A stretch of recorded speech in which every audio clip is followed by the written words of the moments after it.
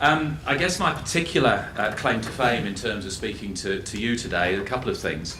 First of all, back in 2013, I was a member of the government task force that was set up after Pike River to review the whole health and safety legislative framework in New Zealand.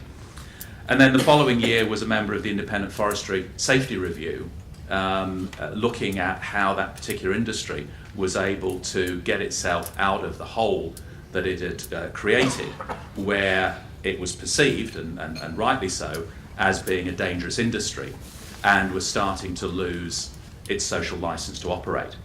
And one of the things that we learned by doing that review, and the three of us were people from outside the industry, was that actually trying to do things on your own in health and safety is only going to get you part of the way. And so a key theme for my short presentation this afternoon is taking you through just a few bits of context from my perspective of working with various parts of the sector, and hopefully leaving you with a key question as to what can you in this room, what can WPMA do to help avoid getting into the situation that the forestry industry was in a few years ago. So I'm conscious of where we are, and I'm conscious of what happened here in Christchurch 3 weeks ago.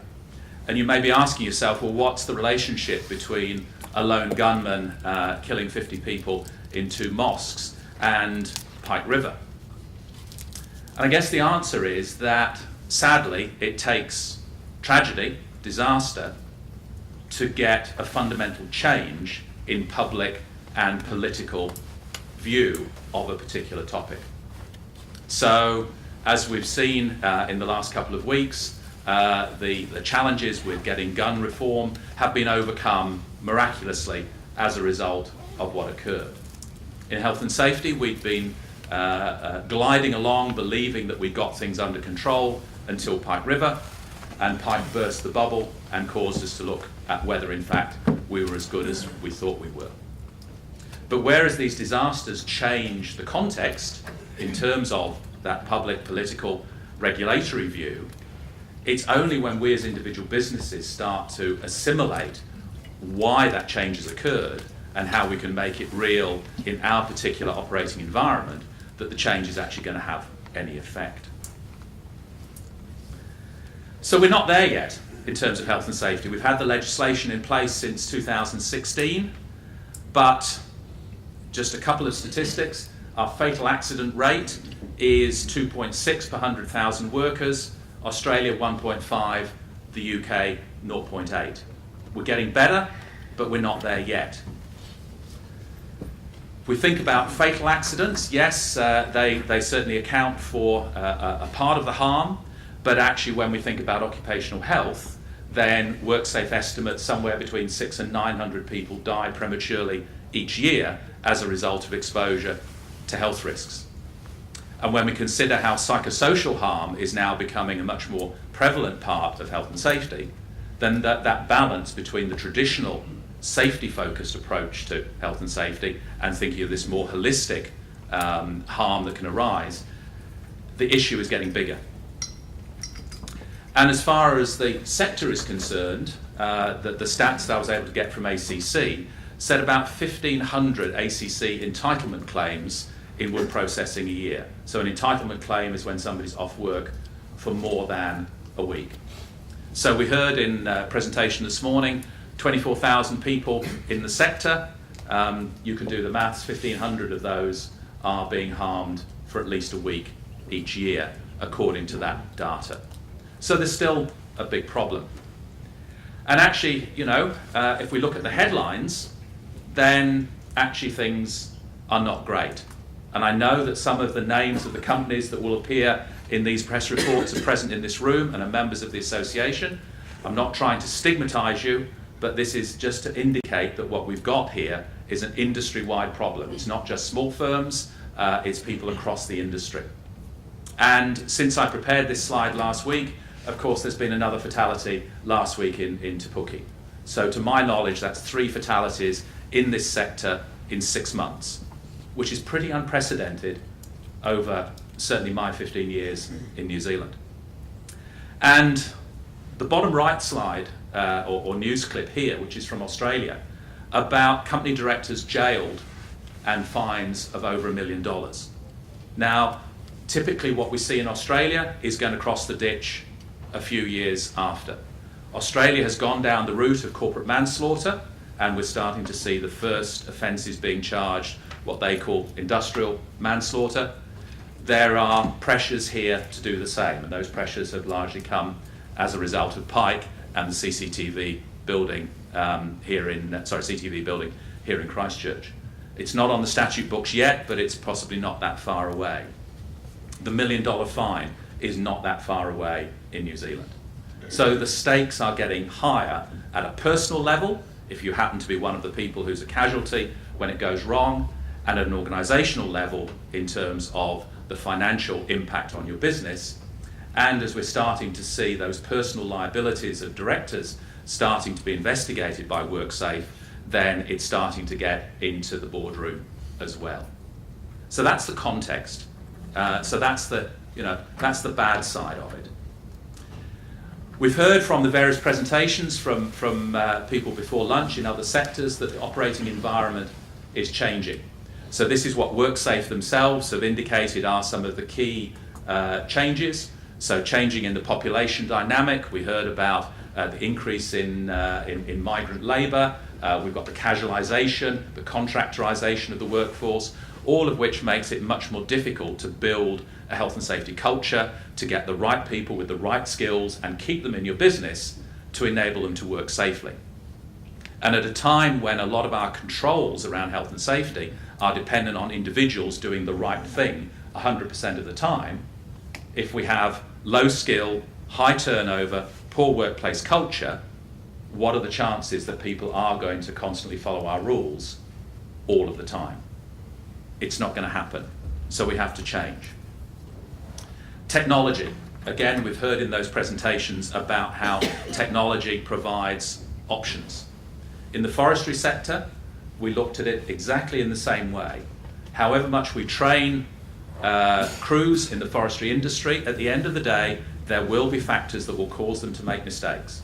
It could be tiredness, it could be lack of alertness, it could be poor hydration or nutrition, it could be drugs and alcohol, it could be any number of things, worrying about what's going on at home. But if the consequence of that is they're going to drop a tree on top of themselves or on top of their mate, then the consequences are far too high to leave it to chance that that person has got their head 100% in the zone all the time. And so that's why we said the only way that the forestry industry is going to change is if it adopts a complete paradigm shift, which is no man on the hill, no hand on the log. And the only way that that could be achieved was by the whole sector, forest owners right through to contractors and training organisations working together to think about what are the impediments to bringing that about and what can we do to change them. I've already mentioned the increased prevalence of psychosocial issues, psychological harm, stress, bullying, harassment. I'm not going to cover that off today, but it will be a big issue for many of you.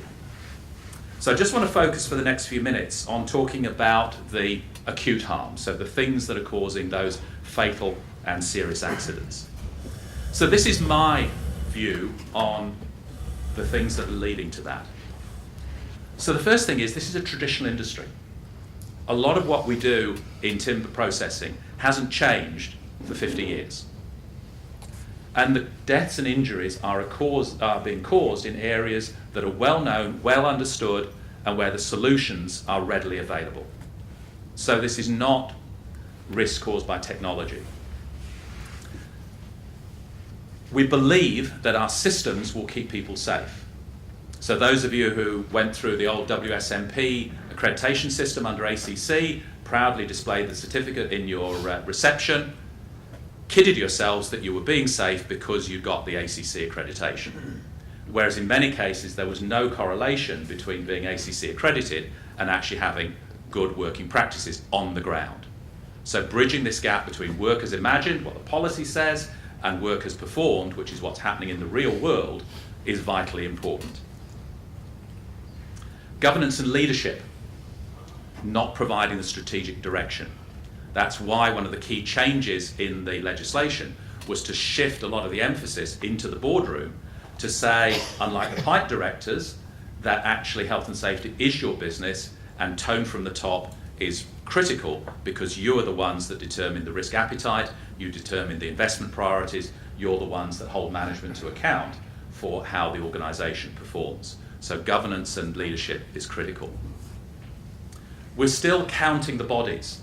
So in many organisations that I go into, the key performance metric is how many people did we hurt last month, not how well do we understand and are we controlling the risk. And so while we continue to measure success on the basis of failure, we really don't know whether the absence of accidents is as a result of good luck or good management. Our analysis of risk is not great. So actually at a detailed level, do we really understand all of the points in relation to a particular process or machine or activity where people are exposed to risk, and have we focused our controls on each of them?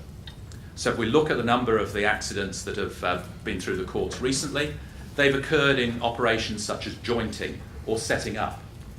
So the guarding may be okay for the normal production run, but it doesn't look at each section of the process and what the risks are at those different stages and control risk at each of them.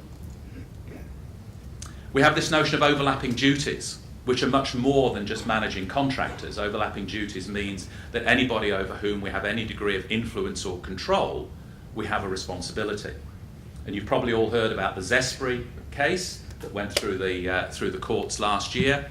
You know, Zespri, as a system owner, has a significant responsibility for what happens within the kiwi fruit industry, regardless of whether or not it's actually employing the people who are doing the work and who are at risk. And so understanding our supply chain, understanding our overlapping duties with our neighbours, with our suppliers, is a crucial part of the picture. The sector guidance on what good looks like is woefully out of date and no longer reflects what the industry looks like at the moment. It's not been a WorkSafe priority to update that guidance, and so if you look at it now, it provides you with very limited help in order to take it and say, this is how we should be performing in relation to our core activities. I've mentioned before, a lot of work practices are not error tolerant. So if you make a mistake, you lose a hand, or worse. That's not acceptable, where we're looking to try and shift controls further up the hierarchy into elimination, substitution, engineering controls, and we can do it. Where we are investing in new machinery, we're not actually ensuring sufficient time and thought is going into safety in design and safety in the procurement process. So I've visited a number of clients recently who've spent hundreds of thousands, if not millions of dollars on new equipment that they've imported from overseas, but the guarding simply does not comply, either because they've just bought the bits and consolidated themselves, and so nobody takes overall responsibility for making sure that it all fits together safely, or simply because the question was not asked, and so you've bought something from Italy or from Brazil or from China or wherever it may be, and it meets their local standard, but it doesn't meet New Zealand standard. Oh, and by the way, we spent the CapEx budget, so we've got nothing left to bring the health and safety up to standard. We're underestimating the health risks, or not even looking for the health risks, because of the focus on safety. So whether it's about exposure to noise, whether it's dust, whether it's LOSP or CCA or any of the other health factors, they're not getting as much priority as they should. As was said in the introduction, I chair the key body for health and safety practitioners and professionals, and the quality of advice that's being provided to business is not good enough. There is no requirement for people who give health and safety advice to meet any kind of professional standard, to be accredited, or to have any particular level of competency. And so it's very variable as to what you get. We see workers as the problem rather than solution.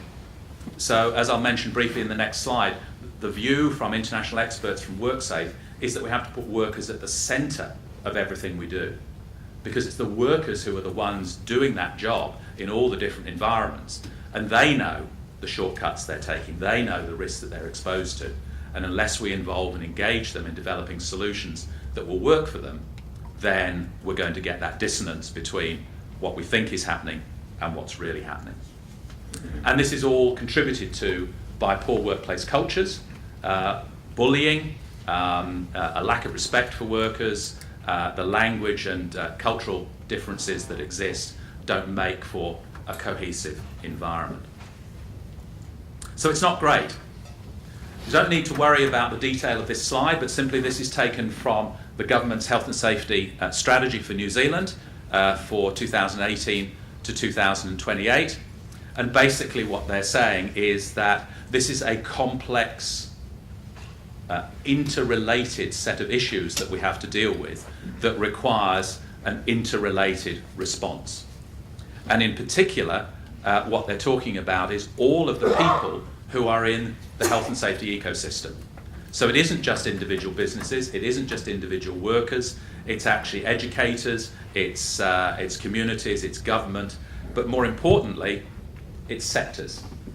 So we've seen in forestry, with the Forestry Industry Safety Council, we've seen in agriculture, with the Agricultural Safety Council, we've seen in construction, with CHASANs, that those sectors, if they can bring all of their key people together to focus on the health and safety issues as a sector, then they can achieve a significant amount. And that is where I think we need to be heading. So when I was researching for this presentation, I went onto the WPMA website and I found this report from the board report of Q1 2015-16. So the board discussed the formation of a Manufacturing Industry Safety Council to mirror the Forestry Industry Safety Council. WorkSafe has suggested this to WPMA, but needed to get other manufacturing sectors on board. WPMA board said it would consider participation, but would like to see the FISC's foundation documents to consider how a Manufacturing Industry Safety Council might work. We're now 3.5, 4 years on from that, and I would ask you, is the time now right for WPMA or for a wider Manufacturing Industry Safety Council to be established to actually address some of these issues, to take ownership for yourselves rather than waiting for the regulator to do what it did in forestry, which was to force it under threat of removing its social license to operate in order to get the relevant people in the sector round the table and focusing on these issues. So there is an opportunity. So there's an opportunity in two ways, one of which John and I have been working on over the last 12 months, and that's because one of the new sanctions that there is under health and safety legislation is for a series of orders that can be made by the court to do stuff rather than just simply pay a fine. So in particular, something called a work health and safety project order. We worked together with the first union and came up with a program of about 10 projects that the industry thought would help address some of its health and safety issues. And we had an organisation who was facing 2 prosecutions and the prospect of a hefty fine to put to the court the opportunity for this work health and safety project order, potentially $500,000 worth of investment in health and safety in the industry.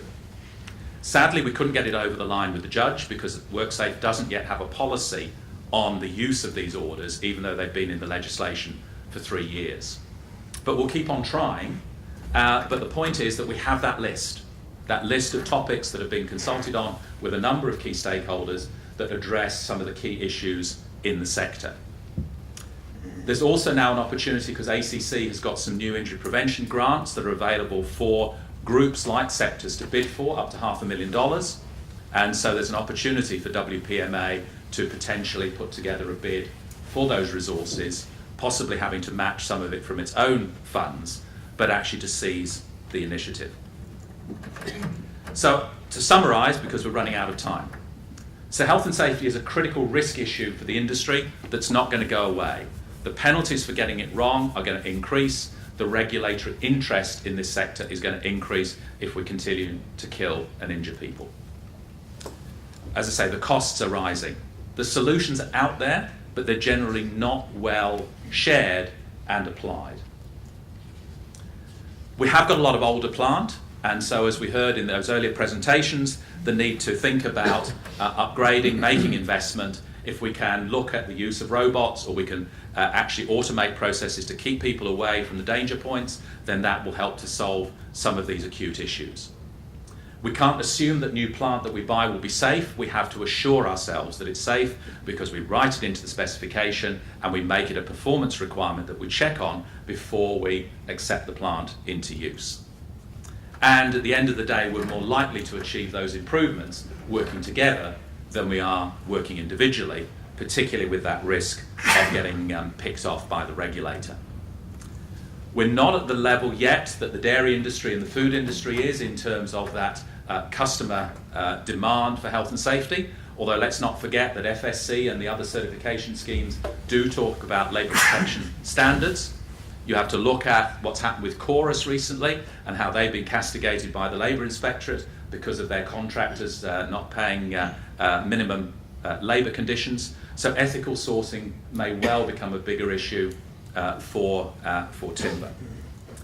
And finally, I think the time is now. I really do think that all the signs are there that this is the moment that the sector needs to actually lift its game. And I would urge all of you who have the opportunity to do so to signal that that's where WPMA wants to go. Thank you very much.